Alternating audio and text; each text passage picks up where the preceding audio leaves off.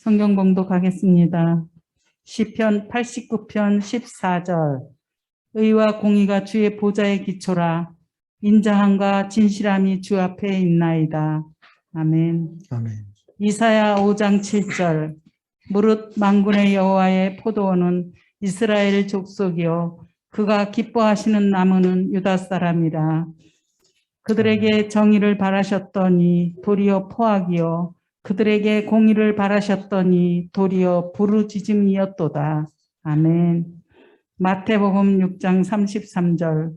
그런즉 너희는 그의 나라와 그의 의를 구하라. 그리하면 이 모든 것을 너희에게 더하시리라. 아멘. 아멘. 마태복음에서 주님께서 전하신 복음에 대해서 그냥 복음이라고 하지 않고 천국 복음이라는 표현을 쓰고 있습니다. 마태복음 4장 23절에 보니까 예수께서 온 갈릴리에 두루 다니사 그들의 회당에서 천국 복음을 전파하시며 백성 중에 모든 병과 모든 약한 것을 고치시니. 생각해 보았습니다. 예수님이 전하셨던 천국 복음의 내용이 뭘까요? 우리가 알고 있는 복음의 핵심은 보통 예수 십자가 대속의 죽으심과 부활하심 그 내용 아니겠습니까? 그런데 예수께서 살아있는 동안에 그 내용을 전하셨을 리는 없잖아요. 그러면 예수님이 전하셨던 천국, 하나님 나라, 복음은 그 내용이 뭘까요?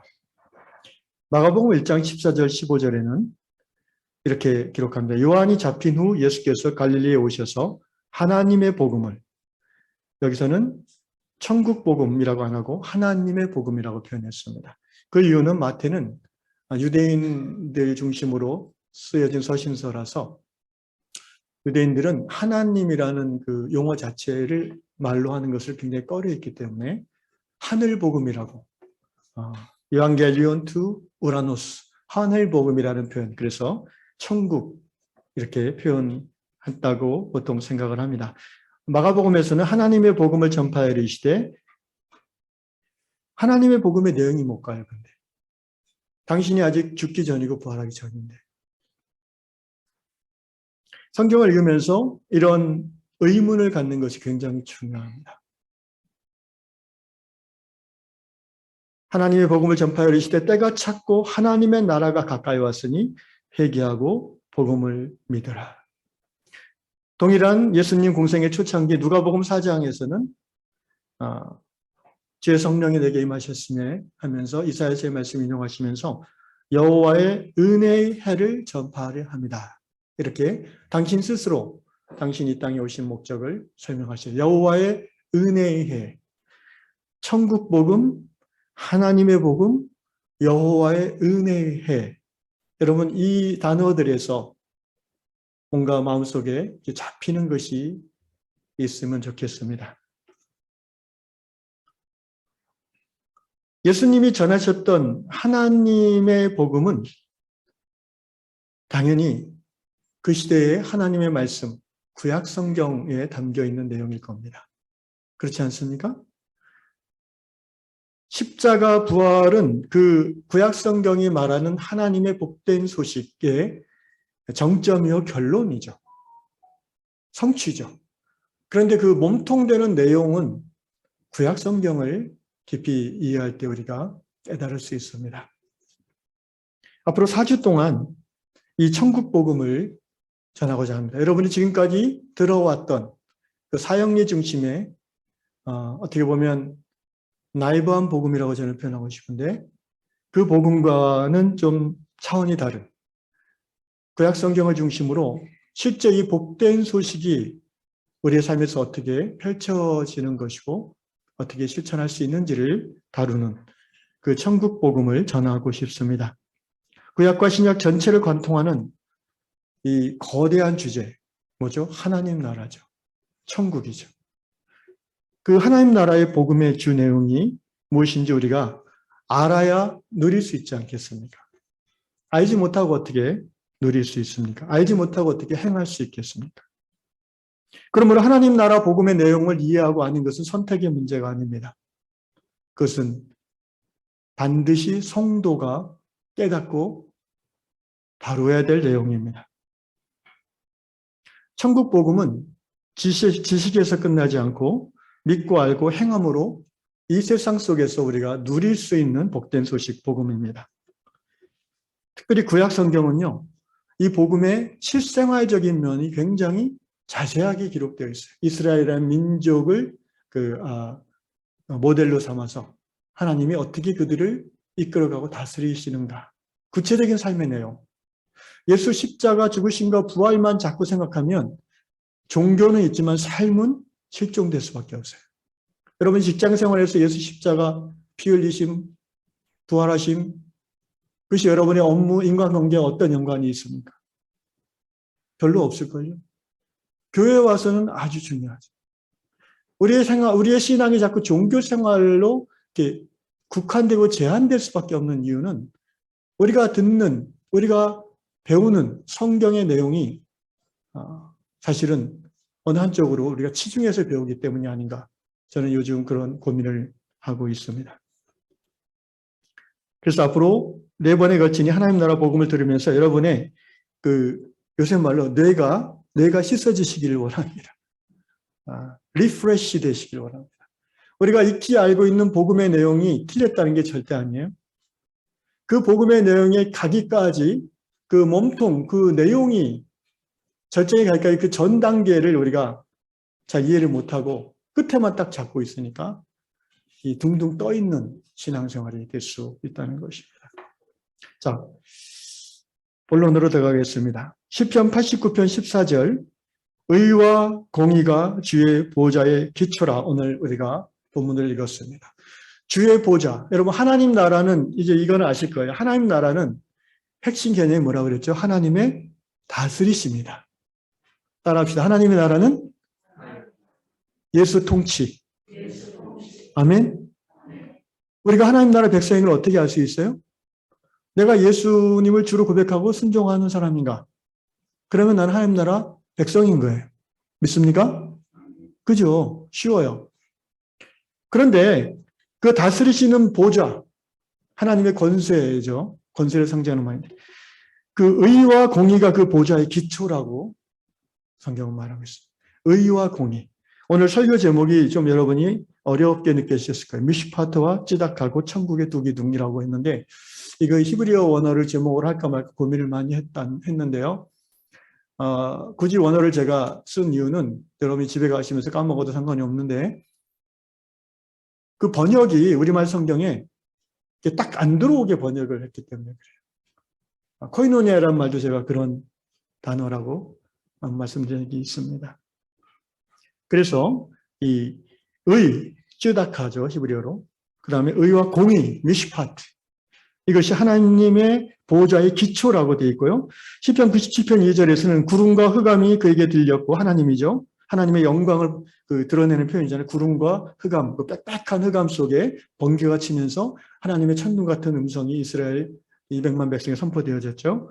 시내산 앞에서. 구름과 흑암이 그에게 들렸고, 의와 공평이 찌다카 앤 미시파트가 그의 보좌의 기초로다. 시편 33편 5절 그는 공의, 찌다카와 정의, 미시파트를 사랑하신다. 굉장히 구약 성경 전체에 걸쳐서 이런 말씀이 많이 나와요. 의와 정의, 공의와 정의, 정의와 공평. 이 미시파트와 찌다카는 그래서 하나님 나라의 하나님의 다스리시는 핵심 원리다. 하나님의 다스리시는 핵심 원리는 정의와 공의다. 라는 것을 일단 머릿속으로 받아들여 주시고 그래서 이것을 어떤 신학자는 하나님 통치의 두 기둥, 하나님 나라의 두 기둥 이렇게 표현했습니다.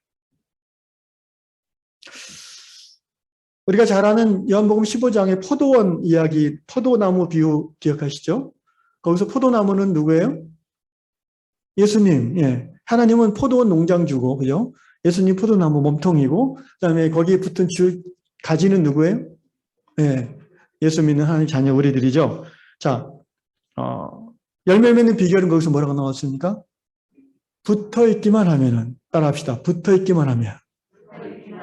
예. 예수님과의 깊은 사랑의 관계. I in Christ, 내가 그리스도 안에, and Christ in me, 그리스도께서 내 안에. 이게 이제 붙어있는 내용이죠. 그러면 열매는 저절로 맺는데 열매가 뭐로 나오겠습니까? 연봉 15장에서. 연봉 15장에서 말하는 열매는 15장 12절, 내 계명은 곧 내가 너희를 사랑한 것 같이 너희도 서로 사랑하라 하는 이것이다. 열매는 서로 사랑하라. 전도, 선교, 구제 이런 것들이 열매의 중심이 아니에요. 아시겠죠? 그런 것들은 서로 사랑하면서 자연스럽게 나오는 결과들이에요.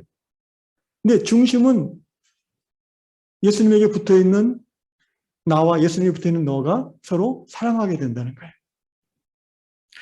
너가 힘들어지면 내가 그걸 불쌍히 여기는 마음이 들어서 막 도와주고, 너가 억울한 일을 당하면 돌아서 한 게 아니라 내 힘과 시간과 내 지갑을 열어서 그 억울함을 풀어주고 정의를 그 삶 가운데 회복시켜 주려고 하는. 이게 이제 구체적인 사랑한다는 거 아니겠어요? 그냥 서로 밥 먹고 하하 웃고 떠들고 삶을 나누는 것도 사랑하는 거지만 세상은 그렇게 평화롭진 않으니까.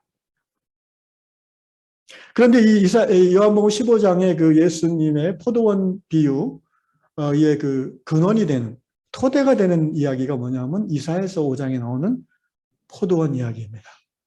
아마 예수님도 이사야의 말씀을 마음속에 품고 이야기를 하셨을 거예요. 예수님이 하신 모든 말씀 다 구약 성경에 그 근거가 있어요.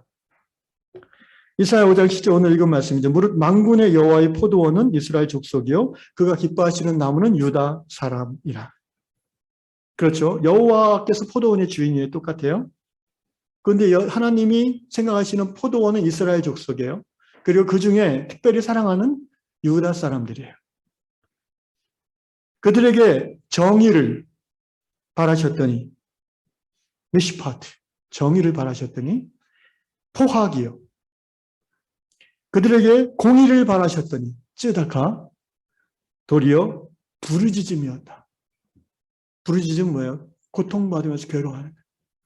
그 유대 나라에서 하나님이 그들을 유대 나라를 사랑하시고 모든 외적의 침부터 보호해 주시고 흥왕케 하시고 모든 은혜를 베푸시는 하나님의 목적은 그들에게 정의와 공의가 풍성해지는 거예요. 그 사회 속에서. 미시팟 앤 ጼ데카. 그런데 반대로 포학과 부르짖음, 고통의 부르짖음이 그 나라에 가득 찼어요. 그래서 유대 나라가 멸망한 겁니다. 하나님이 통치하신다라고 했을 때에 두 가지 핵심 원리는 그 하나님 통치받는 그 사회 속에서, 그 나라 속에서, 그 교회 안에서, 개인 속에서 이 미시파트와 쯔다카, 하나님의 정의와 하나님의 공의가 실현되는 나라를 말하는 것입니다. 우리가 죽어서 가는 그 나라는 성경이 말하는 천국의 본질이 아니에요. 아니라고요. 아멘? 제가 한 10번 이상 얘기했는데 아직도 여러분의 마음, 얼굴 표정이 의심의 표정으로. 지금까지 수십 년 들었던 것과 좀 다른데 약간 이상한데 뭐 이렇게 아니라고요. 예수 믿고 죄사함 받아 죽어서 천국 가는 거 그게 성경이 말하는 복음의 본질이 아니라고요. 그거는 그냥 선물로 주시는 거예요. 당연하게. 아멘? 중요한 거는 하나님의 나라는 이 세상에 임하는 나라라고 했잖아요. 예수께서 주기도문에서 가르치셨어요. May your kingdom come. 아버지의 나라가 임하옵소서. 그런데 자꾸 임하게는 안 하고 갈 생각만 해요. 잘 먹고 잘 살다가 가서 거기서 잘 먹고 잘 살라고. 여러분 그 정도를 누리려면 딴 종교 가도 돼요. 절에 가도 돼요. 네. 천국은 이미 너희 가운데 임했다라고 했어요. 여기서 천국 누리지 않고 갑자기 어느 날 천국 가면 당황해요. 그렇지 않을까요? 여기서 내 중심으로 막 좋을 대로 살다가 천국 가면은 하나님 중심, 이웃 중심으로 막 이렇게 모든 것이 그렇게 그러면 거기 익숙하지 않은 사람은 힘들 수 있어요. 물론 하나님이 긍휼을 베풀어서 잘 해주시겠지만 그래서 이 미슈파트와 찌다카라는 이 두 단어는요, 선지자들의 선지서에는 항상 나오는 단어들이에요. 창세기부터 나오는 단어들이고요. 그런데 이 두 단어의 그 의미는 사실 이렇게 꼭 선명하게 나누어지지는 않아요. 구약성의 전체 용례를 보면. 한 단어처럼 사용될 때가 많아요. 그러니까 어떤 때는 미슈파트를 정의로 번역했다가 어떤 때는 공의로 번역했다가 공평으로 번역했다가 왔다 갔다 해요. 예를 들면 시편 36편 6절에는 미슈파트 엔치다카를 판단력과 의 이렇게 번역했고요. 시편 103편 6절에는 공의와 심판, 잠언 8장 20절에서는 공의와 정의, 이사야 58장 2절에서는 규례와 공의 이렇게 번역을 하니까 그 정확한 개념을 사실 그냥 쭉 우리말 성경으로 읽을 때는 이해하기가 쉽지가 않아요. 그래서 학자들이 필요한 겁니다. 성령을 받아서 성경에 나타난 하나님의 뜻을 정확하게 설명하고 깨닫고 전할 수 있는 사람들이 필요해요. 자, 찌다카라는 말을 이해하면 미슈파트는 쉬워요. 금방 저절로 받아들여져요. 따라합시다. 찌다카. 여러분은 히브리어 단어를 지금 정확하지는 않지만 발음하셨습니다. 예. 저도 정확히는 몰라요. 뭐 찌다카, 치다카, 째다카 뭐 여러 가지로 우리말로 표기가 되는데, 자, 찌다카를 이해할 때는 관계 용어다 이것만 생각하시면 돼요. 관계 용어다. 무슨 용어? 관계 용어예요. 하나님의 백성 이스라엘에게 있어서 정말 중요한 관계는 뭘까요? 누구와의 관계? 하나님과의 관계. 그 다음에 또 누구와의 관계? 이웃과의 관계. 이제 감이 잡히시잖아요. 하나님 사랑, 이웃 사랑, 그게 찌다카예요. 거기에 기초해서 나오는 정의가 찌다카라는 거예요. 그러니까 창세기 15장 6절 아브라함이 여호와를 믿으니 뭐 마태복음도 아니고 바울 서신도 아닌데 아브라함이 창세기 15장에 여호와를 믿으니 여호와께서 이를 그의 찌다카 의로 여기시고. 새롭지 않으세요, 여러분? 이미 알고 있는 말씀인가요? 네. 여러분 구약 시대에도 하나님을 믿음으로 의롭다 인정받은 거예요. 아브라함이 여호와를 믿으니. 이 신칭의 이게 종교개혁 마틴 루터로부터 시작된 게 아니에요. 원래 구약 시대부터 있는 거예요. 찌라카라는 이 개념은 하나님의 말씀을 믿음으로, 이때의 믿음은 뭐예요? 당연히 순종이 포함되는 믿음이죠. 하나님의 말씀을 믿음으로 하나님께서 인정하시는 의, 이게 찌다카입니다. 그래서 이 찌다카라는 구약에 많이 나오는 이 단어가 셉추아진트 70인역 구약 성경을 헬라어로 번역한 것을 이제 셉추아진트라고 그래요. 70인역 성경이라고 하는데 여기에서 어떻게 항상 번역되냐면 찌다카는 헬라어로 디카이오시네로 번역이 됩니다. 제가 신대원 때 이 단어를 안 외워져가지고 디카네 오시네 이렇게 외웠어요. 디카네 누가 오세요? 디카네 예수님 오시네. 디카네 오시네. 디카이 오시네. 네. 디카이 오시네라는 말은 오늘 마태복음 6장 먼저 그의 나라와 그의 의를 구하라 할 때 그 의예요. 이 의라는 신약 성경이 말하는 이 의라는 것은 말씀드렸죠. 하나님과 올바른 관계에 있는 사람을 의인이라고 한다고. 그래서 그 하나님과 올바른 관계를 누리는 삶을 사니까 그의 삶 속에서 정의도 나오고 공의도 나오고 선행도 나오고 구제도 나오고 이러는 거죠. 그게 의인이에요. 의인. 할렐루야. 여기까지 쉽죠? 네, 찌다카. 하나님과의 관계. 제가 자주 말씀드리죠. 하나님과의 관계가 제대로 되어 있는 의인들은요, 자연스럽게 서로 어떻게 된다? 사랑하는 삶을 살고자 하고 살 능력도 하나님부터 받게 된다. 그래서 하나님과 올바른 관계를 맺는 이 사람은 이웃과도 올바른 관계를 맺게 되는 거예요. 그게 의인이에요. 신구약 통틀어서 다 그게 의인이에요. 그런데 이 이웃과의 올바른 관계를 맺기 때문에 그는 어떤 삶을 구체적으로 세상에서 살게 되냐면은 시편 15편에 보면 그의 혀로 남을 허물하지 아니하고 그의 이웃에게 악을 행하지 아니하며 그의 이웃을 비방하지 아니하며. 예, 십계명에 나오는 그 6번 이하의 계명이 삶에서 나타나는 거예요. 그게 하나님과의 관계를 통해서 하나님이 의롭다, 찌다카로 인정하신 사람의 삶의 모습에서. 그러니까 결국 사도 바울이 그렇게 한마디로 요약했죠. 성경 전체는 뭐다? 내 이웃을 내 몸같이 사랑하는 것이다. 하나님 사랑 아예 빼버렸어요, 사도 바울은. 예수님은 구약 전체를 하나님 사랑, 이웃 사랑으로 딱 요약했는데 바울은 거기서 한 걸음 더 나가서, 왜냐하면 그 이유는 하나님 사랑이 필요 없다, 하나님과의 신앙이 필요 없다가 아니라 진정한 이웃 사랑은 하나님과의 관계 없이는 나오지 않는다는 거예요. 진정 서로 사랑하는 세상은 하나님을 경외하지 않는 백성들 사이에서는 있을 수 없다는 거예요.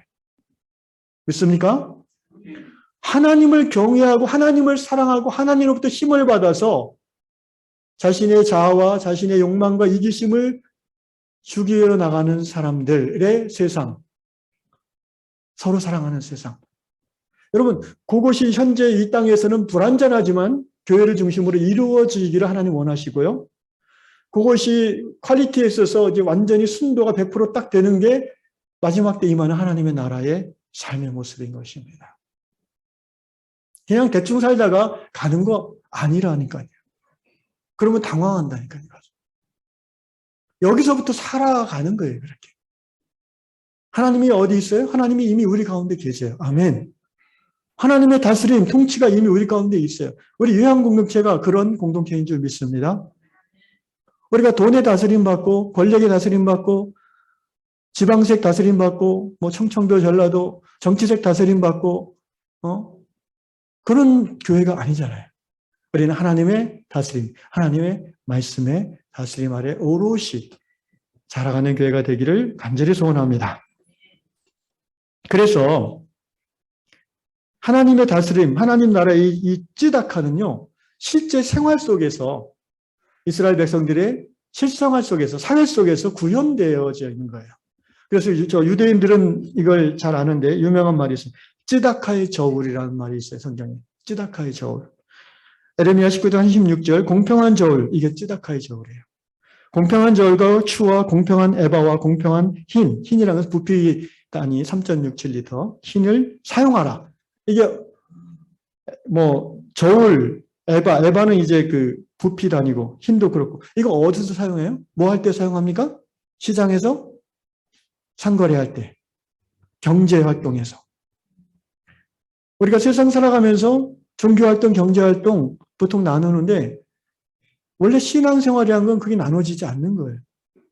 경제활동에서 찌다카의 저울을 사용하라고 성경은 엄청 많이 얘기해요. 그 성경에서. 신명기, 레위기, 이 예언서들 다 나와요. 신명기 25장 15절, 오직 온전하고 공정한 저울추를 두며, 공정한 저울추, 찌다카의 저울추. 에스겔 45장 10절, 너희는 공정한 저울과 공정한 에바와 공정한 밭은 길이의 단위에 밭을 써라. 왜 이런 말을 자꾸 강조할까요? 그렇게 안 하는 사람들이 많으니까. 저울을 속여서 이익을 더 취하니까. 이중장부를 써서 이익을 취하려고 하니까.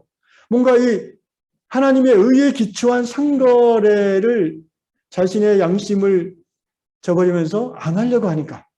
욕심 때문에.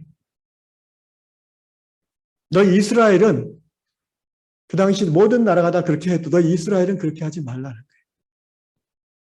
왜? 너희는 하나님의 백성이고 하나님이 다스리시는 나라니까. 찌다카와 미시파트를 행하라는 겁니다. 또 이 찌다카라는 말은 구약성경에서 하나님 입장에서는 어떤 용도로 많이 쓰여지냐면은 인간의 비참한 처지를 보고 불쌍히 여기셔서 바로잡으시고 그 비참하게 만든 악한 상황을 바로잡으시고 건져내시는.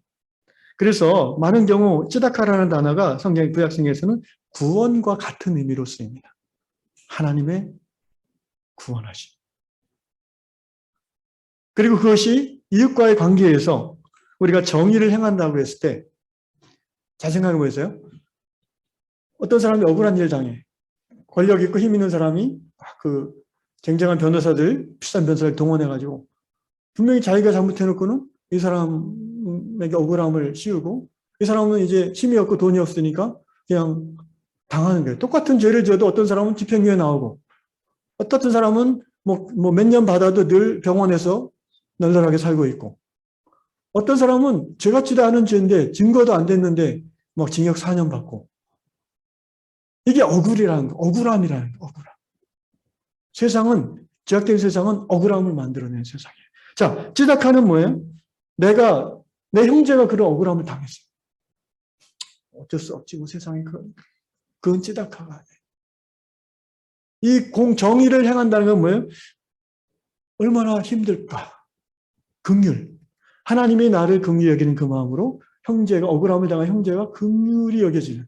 그래서 그 형제를 위해서 발벗고 나서는 나와 우리 교회와 믿는 모든 사람들이 연합해서, 방식이 다양하겠지만 그 거대한 힘, 권력, 세력에 대해서, 악의 세력에 대해서 작은 힘없는 소수지만 이 찌다카를 마음에 품고 있는 사람들은 뭉쳐서 행할 수 있는 거예요. 하나님의 역사는 그래서 진전되고 발전되어지는 겁니다. 여러분, 노예 해방은 그런 하나님의 역사의 발전의 결론이에요. 만민 평등? 이런 거 여러분 3, 400년 전에는 없었어요. 그렇지 않아요? 그래요? 할렐루야. 그래서 쯔다카는요, 어떤 정의냐면은 분노로서 너 틀렸어, 이 나쁜 놈! 게 아니라 긍휼이 토대가 되는 정의. 이게 쯔다카예요. 긍휼.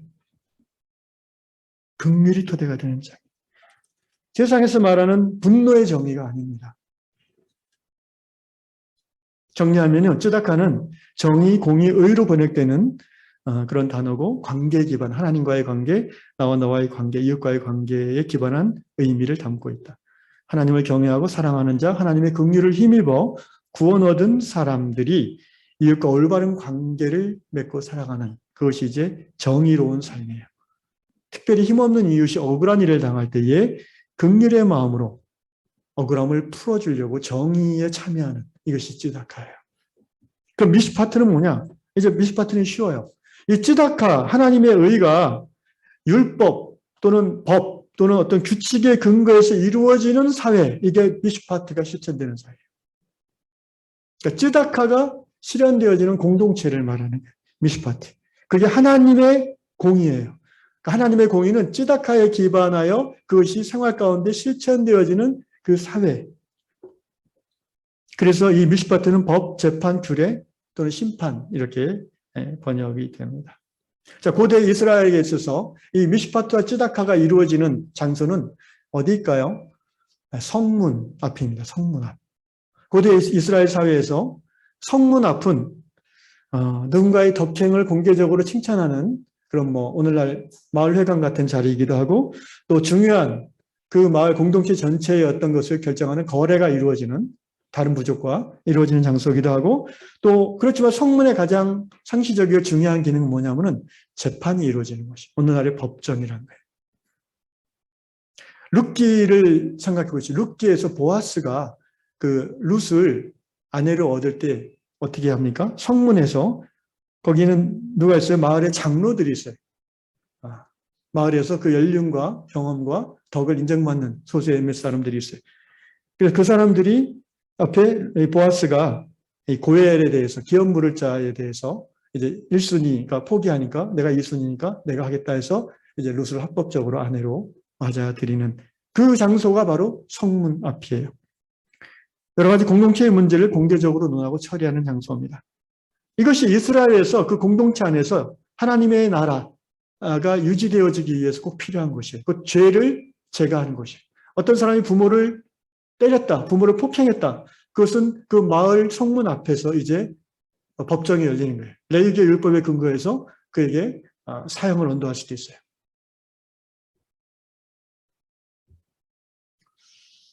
그런데 문제는 예언서에서 선지자들이 강조하는 것 중에 하나가 뭐냐면은 외모와 뇌물을 받고 너희 판결을 굳게 하지 말라라는 말을 많이 해요. 요새 오늘날 말하면 법정에서 가해자와 피해자가 있는데, 가해자가 외모란 말은 이제 그의 어떤 재산, 신분, 권력, 위치 이런 걸 말하는 거예요. 그다음에 뇌물은 뭐예요? 그 판결을 내리는 법관 또는 기소하는 검사 또는 변호사일 될 수도 있죠. 에게 이제 뇌물을 주는 거예요. 왜 그럴까요? 그 사람들이 왜 돈 많고 힘 있는 사람들이 자기의 권력을 사용하고 뇌물을 줄까요? 자기의 유리한 판결을 얻어내려고. 그러니까 판결을 굽게 하려고. 미시파트가 실현되지 않게 하려고. 신명기 16장 18절 19절 내 하나님 여호와께서 내게 주시는 각 성에서 내 지파를 따라 재판장과 지도자들을 둘 것이요. 그들은 공의로 미시파트로 백성을 재판할 것이니라. 너는 재판을 굽게 하지 말라. 사람을 외모로 보지 말며 또 뇌물을 받지 말라. 뇌물은 지혜자의 눈을 어둡게 하고 의인의 말을 굽게 하느니라. 악한 자가 성경은 이런 이 굽게 하는 자를 악한 자라고 그래요. 악한 자가 자신의 사회적 지위와 뇌물을 통해서 구분 판결을 얻어냈어요. 잘못된 판결을 얻어냈어요. 그러니까 미시파트가 실행되지 못하게 했어요. 그러면 이 약한 사람, 억울함을 더 당한 사람은 이제 어디에 하소연해요? 하소연할 데가 없어요. 대법원에서 끝났어요. 우리나라 현대 역사에서 그래서 사형받은 사람도 많고, 그죠? 20년, 15년 갇혀있던 사람도 꽤 있어요. 관심이 없으시면 잘 모르지만 있습니다. 찾아보세요. 그 사람들이 어디다 하소연할 거예요? 이 억울함을, 이 원통함을, 그렇게 해서 자식이 죽은 그 부모는 그 억울함을 어디서 하소연할까요?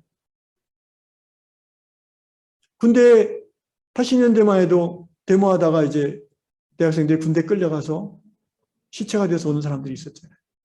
그 어머니, 아버지의 그 원통함을 어떻게 풀까요? 하나님에게 하소연할 수밖에 없는 거예요. 하나님에게 하소연하면, 하나님 왜 미시파트가 이루어지지 않습니까? 찌다카의 하나님이여 역사하소서. 이렇게 하소연하면 하나님께서 그 부르짖음을 들으신다고 성경은 말해요. 그리고 하나님의 미시파트를 세우신다고 합니다. 불의를 징벌하고 때로는 그로 인하여 성읍 전체를 진멸하시는 하나님이세요.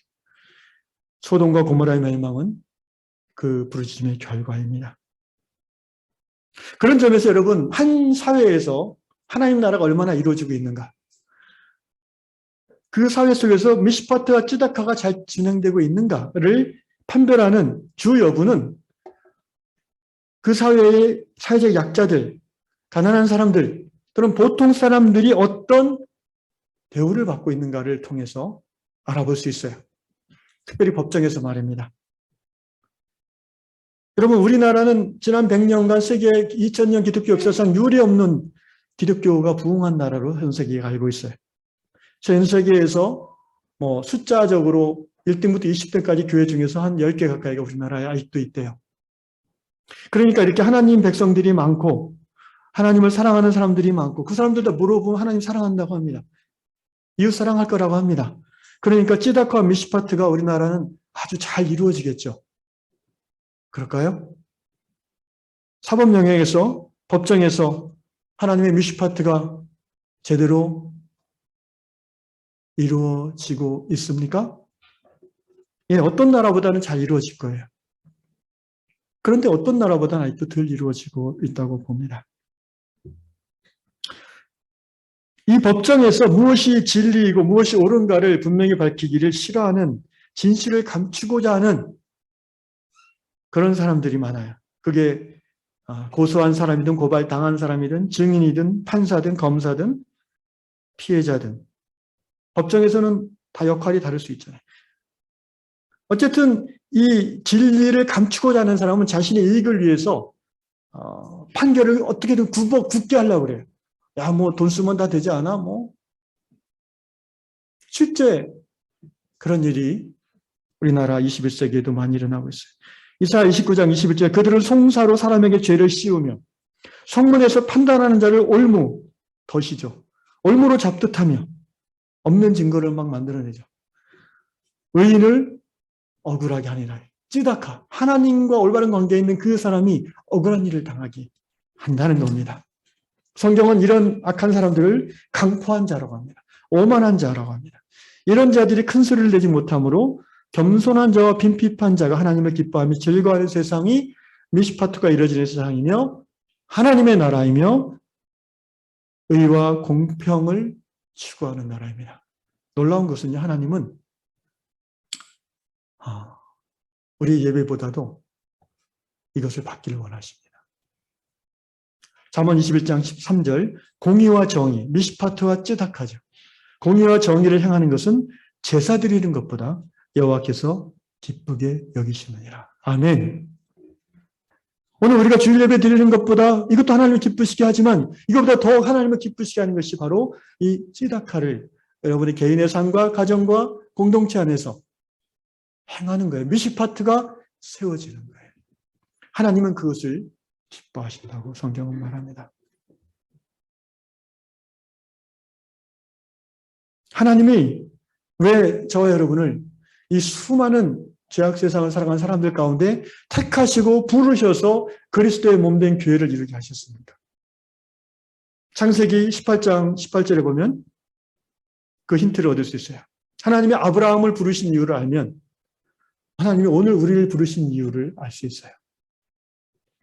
창세기 18장 18절 19절, 아브라함은 강대한 나라가 되고 천하 만민은 그로 말미암아 복을 받게 될 것이 아니냐. 내가 그로 그 지식과 건속에게 명하여 여호와의 도를 지켜 의와 공도를 행하게 하려고 그를 택하였나니 이는 나 여호와가 아브라함에 대하여 말한 일을 이루려 함이라. 하나님이 아브라함을 불러낸 이유는 여호와의 도를 지켜 미시파트엔 쯔다크, 의와 공도를 행하게 하려고 그를 택했다고 말씀하십니다. 하나님의 다윗을 택한 이유가 뭡니까? 하나님의 미시파트와 쯔다카를 그가 왕으로서 이스라엘 나라에 실현하게 하시고자 다윗을 택하셨어요. 사무엘하 5장 10절, 만군의 하나님 여호와께서 함께 계시니 다윗이 점점 강성하여 간다. 사무엘하 8장, 다윗이 어디로 가든지 여호와께서 이기게 하셨더라. 사무엘하 8장 15절, 다윗이 온 이스라엘 다스려 다윗이 모든 백성에게 미시파트엔 쯔다크, 정의와 공의를 행하니라. 보통 우리가 이스라엘, 다윗의 왕국, 다윗의 나라를 이루옵소서. 유대인들이 예수님 당시에 꿈꿨던 메시아가 다윗의 메시아잖아요. 지금도 그들은 그런 나라를 꿈꿔요. 그런데 여러분 오해하시면 안 돼요. 성경이 말하는 메시아가 임할 때 다윗의 나라를 회복할 수, 그 다윗의 나라가 세계 최강대국을 말하는 게 아닙니다. 땅 넓고 군사력 1등이고 경제력 1등이고 그걸 말하는 게 아니에요. 그것과 하나님의 나라는 상관없어요. 만군의 여호와라는 말은 전쟁을 좋아하는 하나님이란 말이 아니에요. 군대의 하나님이란 말이고요. 근데 이 말을 오해해가지고 만군의 여호와께서 우리 함께 계시면서 자꾸 침략하고 이런 기독교 역사가 있었어요. 하나님 앞에서의 강성함이란 세상 나라의 강대한 것은 다른 개념입니다. 하나님이 원하시는 나라는 군사력과 경제력과 인구와 땅의 크기로 결정된 나라가 아니에요. 그렇다면 하나님이 아브라함을 왜 갈대아 우리에서 불러낼 필요가 없는 거예요. 거기가 바벨론, 거기가 요지잖아요. 거기서 제국을 만들게 하죠. 왜 저 가나안 땅 끄트머리를 불러내셨어요? 하나님이 원하시는 하나님의 나라는요, 세상 나라의 그 개념하고 다른 거예요. 그래서 예수께서 내 나라는 이 세상에 속한 나라와 같지 않다라고 하셨잖아요. 그런데 자꾸 왜 기독교인들은 크고 강하고 웅장하고 위대하고 자꾸 이런 것 속에서 하나님께 영광 돌린다고 착각을 해요. 그렇지 않아요. 그거는 여러분 성경을 보면 바알이고 그거는 그모스예요. 권력의 신이고 풍요의 신들이 그렇게 받는 거예요. 이스라엘의 하나님, 예수 그리스도의 하나님은 그렇게 영광받지 않는다는 거예요. 왜 유황교회를 굳이 하나님이 여러분을 불러내셔서 모이게 하셨을까요?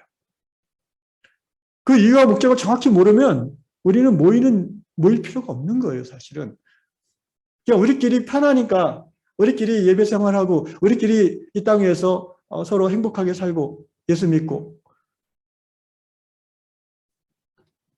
하나님의 이유를 우리가 깨닫고 받아들여야 돼요. 미시파트 쯔다크, 하나님의 나라예요.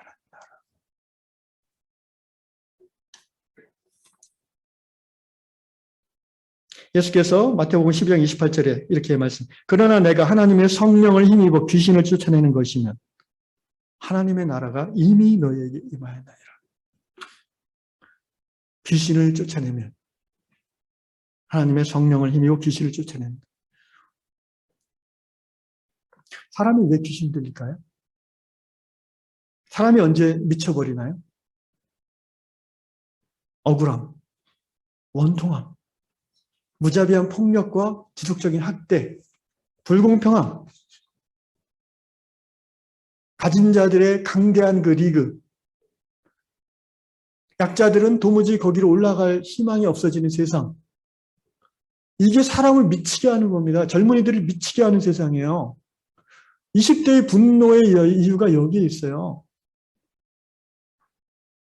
불공정과 몰상식이 그 사회를 주도하려고 할 때 정신이 온전한 사람들은 미칠 것 같은 느낌을 받아요.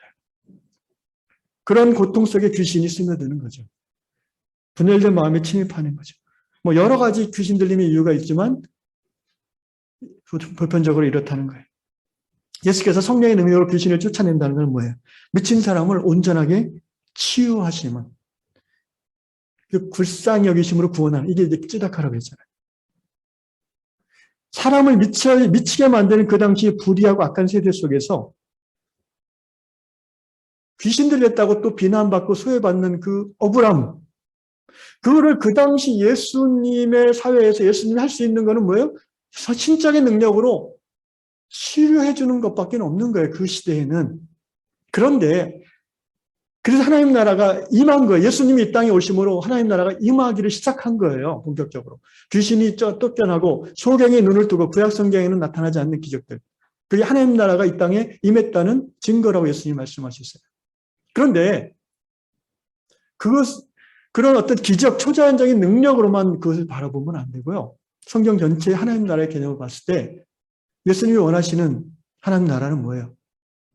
그런 기적을 통해서도 그 개인의 그 귀신 들림을 치유해 주는 것, 그것도 이제 하나님 나라의 확장이지만 그 개인이 미쳐버릴 수밖에 없는 삶의 모든 구조와 사회적 억울함과 불공평함이 복음의 말씀으로 변화되어지는 것, 이것이 오히려 하나님 나라의 임함의 방식이라고 성경은 말하는 겁니다. 할렐루야.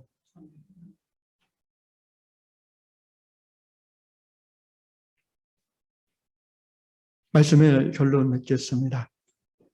너희는 먼저 마태복음 6장 33절입니다. 그의 나라와 그의 의를 구하라. 이 말씀이 하나님께서 유황을 부르신 이유입니다. 이 세상 속에서 불의와 억울함이 여전히 있는 이 세상 속에서 하나님의 나라를 보여주라는 거예요, 너희가. 어떻게? 너희의 서로 사랑하는 삶의 모습을 통해서, 또 너희가 억울한 자, 원통한 자를 찾아가 돕는 그 모습을 통해서 세상 사람들이 정말 하나님의 나라, 교회가 하나님의 나라구나. 교회는 하나님의 사랑을 실천하는구나. 이것을 보여주라는 거예요. 눈만 돌리면 십자가 많은데 굳이 따로 왜 여러분을 모이게 했어요? 여러분의 모이는 동기는 우리끼리 편안하게 예배드리고 신앙생활하는 모티브는 그걸로 좋게 해요. 그런데 너희가 죽을 때까지 거기에 머물러 있을 거예요? 하나님이 그걸 원하실까요? 여러분, 고정되어 있는 것은요, 퇴보할 수밖에 없는 거예요. 고여있는 물은 맑아져야 썩어요. 썩을 수밖에 없는 거예요.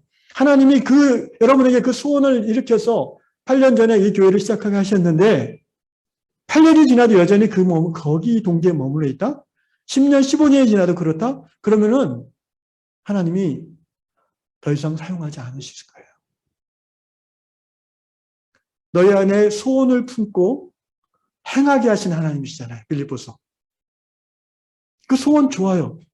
근데 거기에 머물러 있으면 안 된다는 거예요. 이 세상 가운데 하나님이 살아계심을, 하나님의 다스리심을, 하나님의 나라를, 미슈파트와 째다카가 이루어지는 것을 하나님을 모르는 사람들이 보게 되는 그런 교회를 하나님은 이루기를 원하십니다. 우리 그 교회를 향해서 함께 나아갑시다. 아멘. 잠언 29장 18절에 묵시가 없으면 백성이 방자에 행한다고 그랬어요. 율법을 지키는 자는 복이 있는. 묵시, 이게 히브리어로 하존이라는 말인데 영어로 비전으로 번역했어요. 여러분, 하나님의 꿈이 없으면 이양 성도들이 우리가 방자하게 돼요. 아, 이 정도면 됐지 뭐. 교만해져요. 뭐 다 그렇지 뭐. 목사님도 그런데 뭐. 이런 마인드가 이제 방자한 거예요. 왜 그렇게 돼요? 묵시가 없어요. 비전이 없어요. 하나님이 주시는 꿈을 공유하지 않고 있어요. 다 자기 옳은 대로 이렇게 합시다, 저렇게 합시다. 그러면 방자해집니다. 하나님의 나라가 이러한 공동체를 통해서 세상 가운데 드러나기를 예수의 이름으로 축원합니다.